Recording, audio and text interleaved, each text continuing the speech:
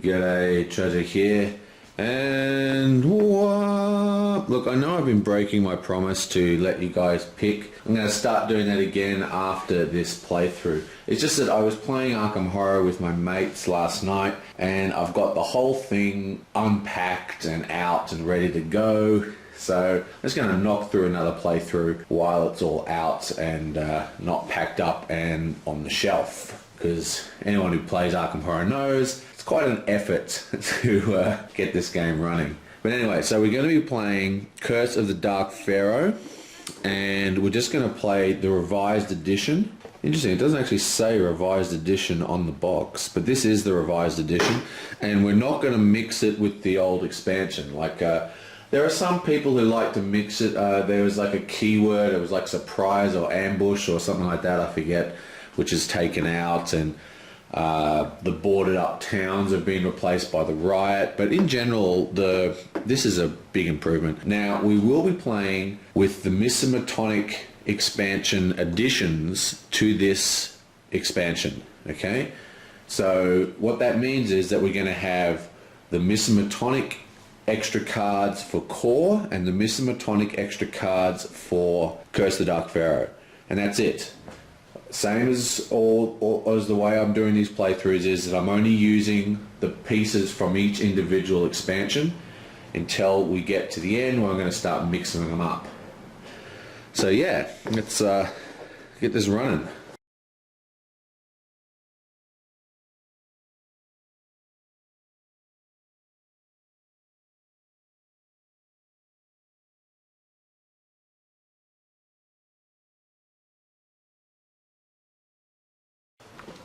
Okay, so we're going to be a little less random this time because we want to get the theme of the Dark Pharaoh. So we're going to be playing with the Dark Pharaoh Herald. Now, a Herald is basically like a little mini old one that adds persistent effects to the game. And there's quite a number of these, and I'll go through these in a sec. And because we're also playing good old Dark Pharaoh, we're going to play Nyarlathotep as well. So, going to have the full theme going. Okay, so, also, we're going to take out Jack, we're going to take out Michael Glenn, out Gloria Goldberg, and out Caroline Fenn. These are the investigators we used in the last playthrough. And I'm going to do this each time as well. We're going to whittle down the investigators as we play. So these guys have all been used, so they go back in the box. Okay, so and now we need to pick our investigators, and we're going to play a 4 investigator game again, because I think that is the best solo team. So get a 2, 1, 2, Vincent Lee, nice. 2, 1, 2, Daniel Simmons, meh. Another 2, God, 1, 2, have a roll better than this in the game. Amanda Sharp, you are the sexiest. 4, 1, 2, 3,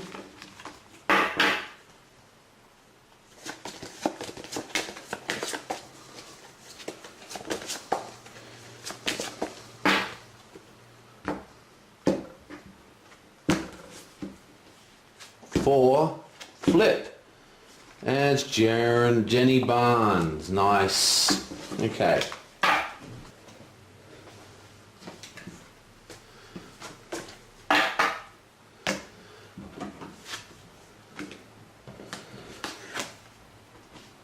So let's have a look at our stuff. Firstly, we have Nyarlathotep himself. Now, Nyarlathotep is interesting. He has his own unique monsters, these 5 mask monsters. They're all going to be in the game, and that's pretty cool because it's unusual for an old one to have his own monsters. I won't go into his final battle stuff because that can be kind of annoying, but mask monsters, I believe they also have endless. I'll have to check that out when I see them. and his worshippers, because he's like basically a cult leader, all cultists have endless, okay, which is a bit of a hassle, but cultists are pretty wimpy anyway, and it's a fairly short 11 track doom. Now here is the Dark Pharaoh himself. Know, O thief, that these things are mine, for I am the Dark Pharaoh, him of the crawling chaos. Take what is mine, and your blood will boil in your skin, as I reveal to you my other face and my true glory. So he's a badass. Now he has a lot of really full-on effects, so let's just go through them. Know, O thief, each time an investigator gains a unique item, including starting equipment, the investigator loses 1 sanity. Pretty harsh. Each time an investigator gains an exhibit item, roll a die. On a failure, that investigator is cursed. At the start of the upkeep phase, before rolling to get rid of curses, each cursed investigator loses 1 stamina. All masked monsters gain 1 toughness. In addition, each time a masked monster is defeated, add 1 doom token to the Ancient One's doom track. And we won't go into the Nyarlathotep awakening. We'll do that when he awakes. Whoop. So yeah, pretty harsh, and he really does modify how you play the game. Basically, you don't want to go around killing the masked monsters because they're evil, and it raises the doom track. So high sneak is a priority in this version of the game. And the other thing is, of course, the curses. Now normally you don't really want to bother closing gates, well I prefer not to, if I can't seal them, because it's kind of like a waste of time, you know, because they're just going to pop up. And also when gate bursts happen, that's when a gate forms and there's already a gate there, you don't get a doom token. So it can actually slow down the game clock by not closing gates unless you seal them. The problem is curses. Curses are really vicious in this, and it's very easy to get cursed. So you need those gate trophies or those monster trophies to buy blessings at the church. So it's often you're going to be sealing gates even if you can't, closing gates even if you can't sealing them, just so you can get the trophy to uncurse other members of the party. So it really changes up the way the game plays, makes it a lot harder, and because of that we're going to have to adjust how we play. Now you might have noticed these tokens. These are the new tokens from the expansion, and they are riots basically. So what happens is, in the old expansion you used to have these boarded up signal signs that you'd put in the streets, and that would mean that the street and all these locations were unacceptable, like you couldn't go into it because you know, the idea was that the people are all peeved off at all these crazy investigators running around. Now this has been replaced with this rioting system, and you'll see this in action, I'm pretty sure. These get cleared during terror increases. The idea is that as the terror gauge increases, they suddenly forget about their woes and start you know, fighting the monsters. But yeah, rioting is a bit of a hassle, we have to deal with that. Now also, you probably can't see because I'm not zoomed in, but we have this other new token. This is a fantastic idea. Remember, even though this is one of the first expansions, if not the first, because it's revision 2, it's even newer than Miskatonic. Actually, it's not newer than Miskatonic, but it's pretty damn new.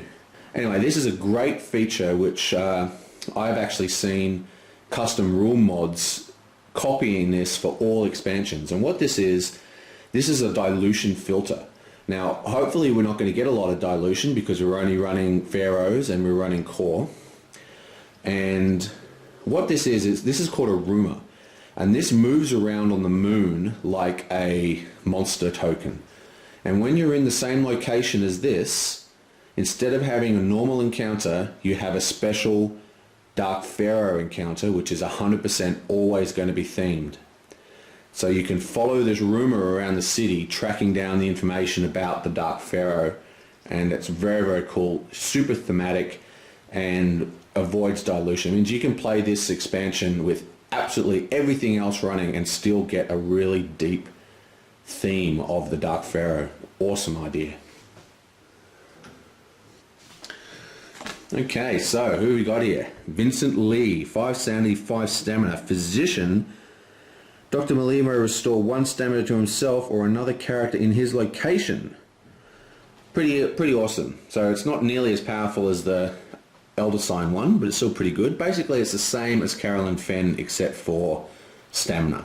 Now, he starts with $9, a clue token, some common items, spell and skill, and he has a focus of 2, which is good. High sneak. Yeah, he's a fairly decent character.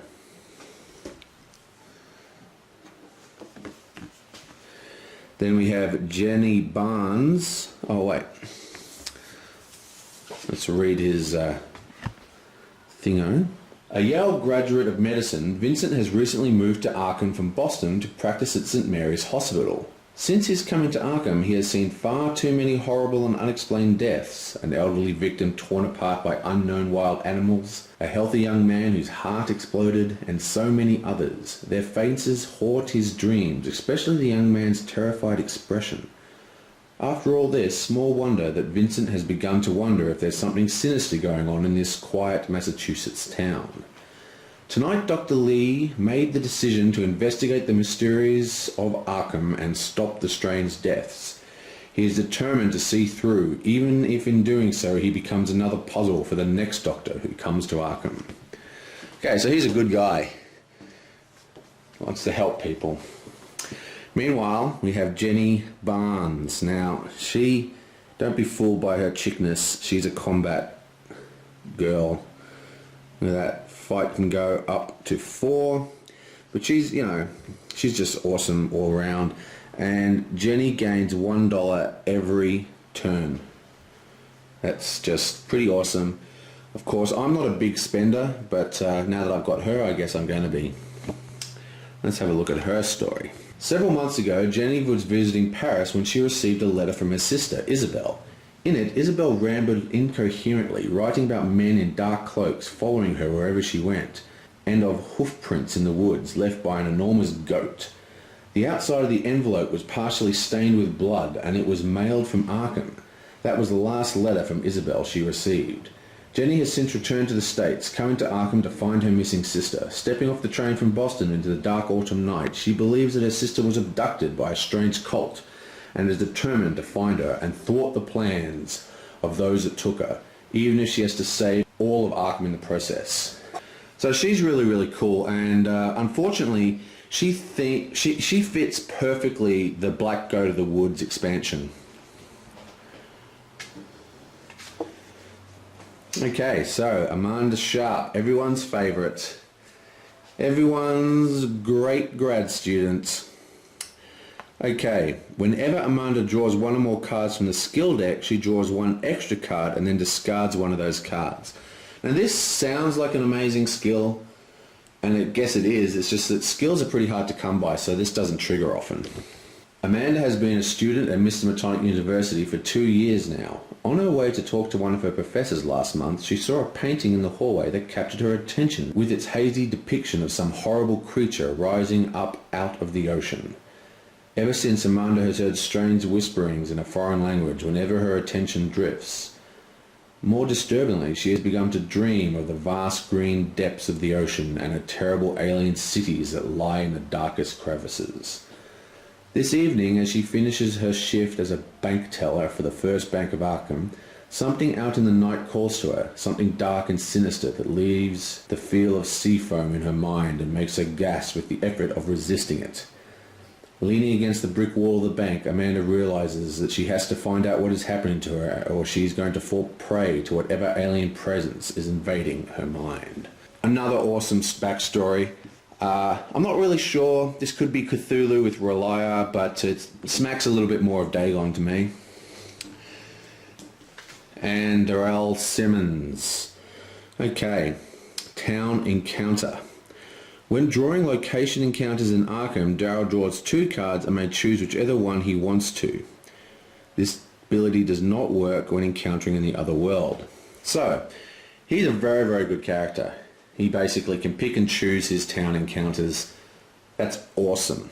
Now, I'd have to check the FAQ, but I'm fairly certain that it does say in Arkham. which means that this doesn't work on the other boards. Still a very good character. There's plenty to do on the Arkham board. Okay, so let's check out his story. Even while growing up in Arkham, Daryl always knew that there was something not quite right about the strange little town. After graduating from high school, he went to work for the Arkham Advertiser as a photographer, and in the years since, he crawled over every square inch of the city. Last night, however, Daryl saw something horrible, something that has shaken his world to its core and torn away the safe illusions we all foster to protect our minds and our souls. I've got to stop doing that stupid laugh all the time. Something about this game just makes you want to boo-hoo-ha. That's right, it just comes out of you. His editor says it was just seeing things, but he leaves the newspaper building. He knows just what he saw and he intends to show the world. This time he'll be more careful. This time he'll take pictures and prove that things are not normal in Arkham. Okay, so he is a really great digging character. And what I mean by digging is that he, not only because of his ability, he's very, very, very easy to get the retainer, and he's also very, very easy to just go to locations and say, oh, okay, I need a unique item. I'll go to the unique item location and boom. Very easy to get because he's drawing 2 cards out of the deck. Great character. Okay, so that's pretty much the end of that. All we've got to do now is work out an order.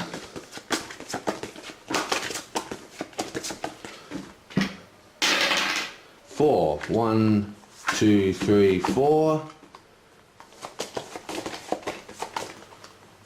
1, 4.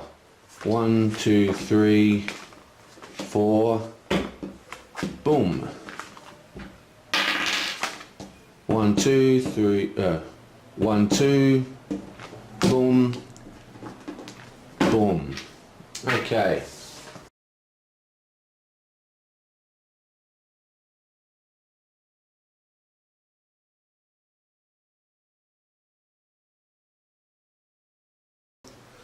Okay, Amanda Sharp starts with $1. She is a starving grad student after all, but she starts with quite a lot of sanity. 3, 4, 5.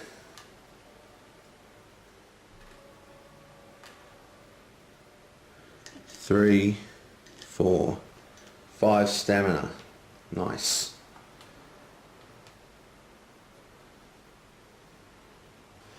She starts with 1 common item,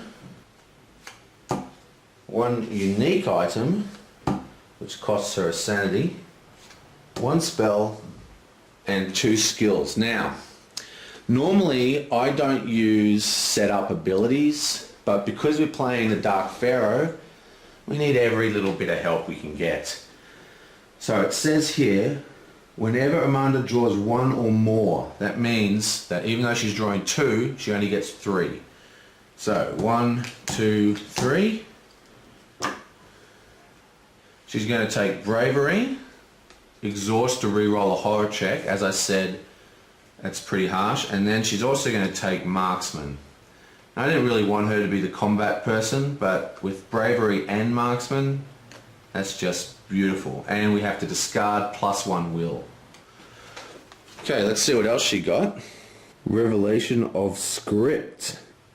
Okay, this is actually a Pharaoh spell, and you can gain clues based on whatever you're holding. That's very, very cool. Might send that off to Daryl at some point.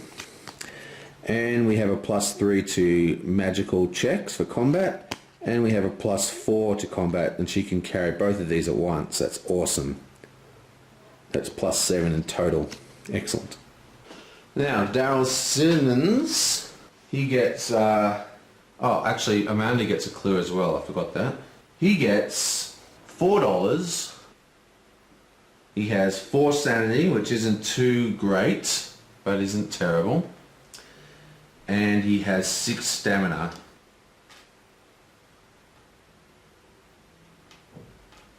He gets 1 clue token, and he gets a retainer because he's already working at the paper as a photographer. So that's pretty awesome. He gets 1 common item, 2 unique items, which costs him 2 sanity. That brings him all the way down to 2. And 1 skill, which is a +1 fight. What a shame. Okay, so that's not too great. Let's see what he's got.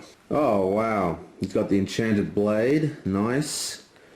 Ooh, and he's got the blue Watcher of the Pyramid. That's a pretty damn good spell, but not really good for him. And we have a 2 combat check cavalry sword and the retainer, obviously. So he's got some pretty good gear to start out with.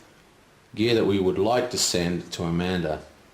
Okay, now we got Jenny Barnes. And she starts with $10 because she is a rich Hollywood harlot. And 2 common items. 1, 2. 1 unique item that costs her a sanity, of course. 1 spell and 1 skill. And she starts with 6 sanity, but that means she actually starts with 5 because she loses 1 because of gaining a item. And she's got 4 stamina. See what she's got. Okay, another bravery, nice. Shroud of Shadow. This is cast an exhaust to reduce the toughness of every monster in combat this turn by 1 to a minimum of 1. That is an awesome spell. And we have one of the cultist guides. 1 spell and 1 clue token this gives us, not too cool. And we have a revolver and a motorcycle, that's awesome. And finally we have the Good Doctor, who starts with $9, 1 clue token, 2 common items, 2 spells and skill. So what's that give us? +1 sneak, perfect. Ooh, the Markings of Isis. This is another Pharaoh card. Cast an exhaust to pass a horror check. The casting modifier is equal to the monster's horror rating. Awesome.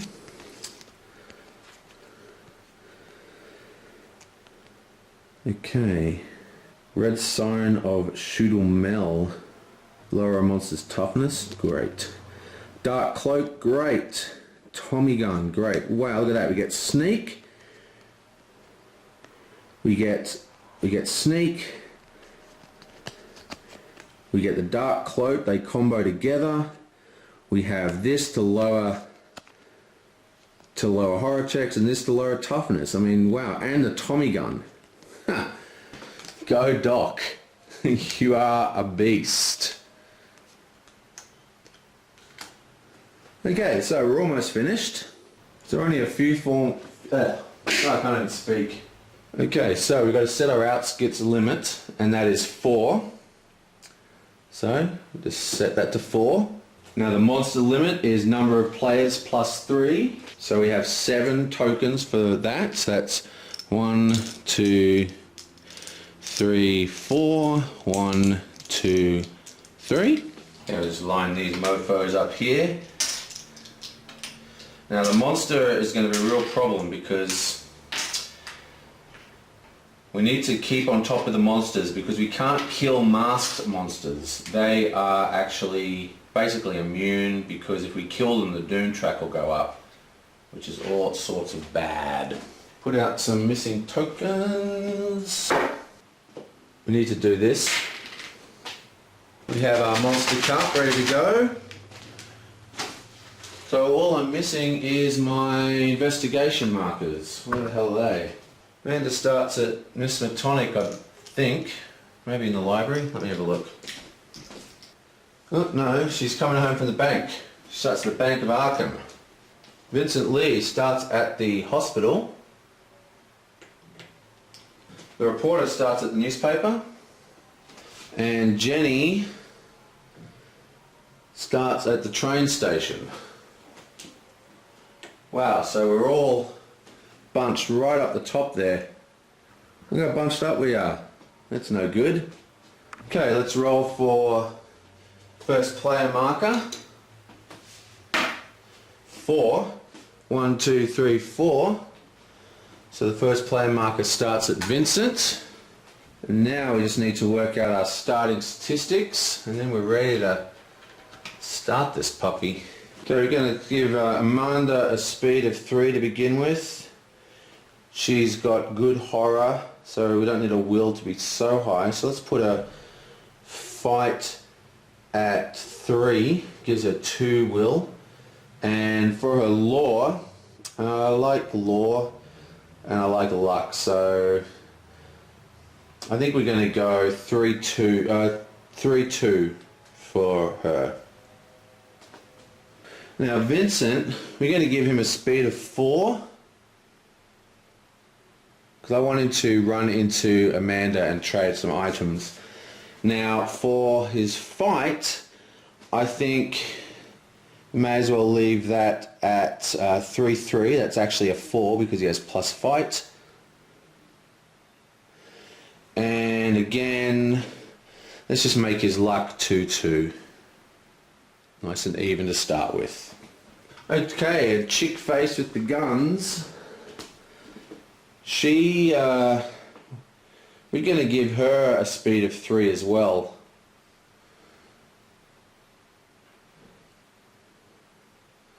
And I'm going to give her a fight and will of 3-3. And I'm going to give her a lore and luck of 3-3. She's a very well-rounded character. And good old Vincent, the last of our dudes. And the first player.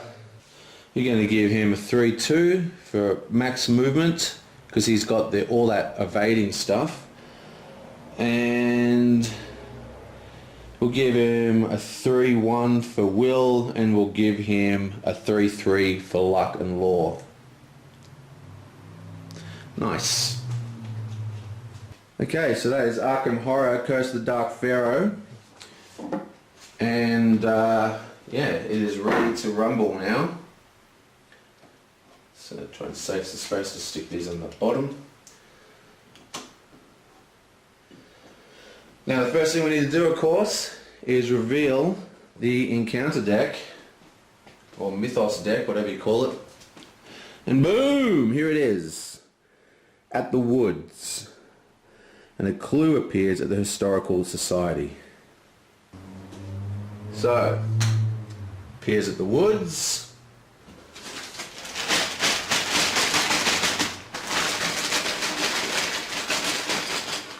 And we have a ghoul with ambush. Now plus and moon move. Now moon moves on black, which means he moves down like that, because this is actually a moon monster. This rumor. And the clue appears at the Historical Society. And it is an environment urban. The festival begins. Cultists and Baiki have their toughness increased by 1. So their toughness is now 3. No, actually it's not their toughness. They get endless from the old one. Never mind, forget that. Their toughness is now 2. And endless. So I just placed that there. And of course, I've forgotten the big important thing. Doom tokens, baby! And there's now a Doom on the Doom track. Okay, so we're set up and we are ready for turn 1, Curse of the Dark Pharaoh. Let's do it!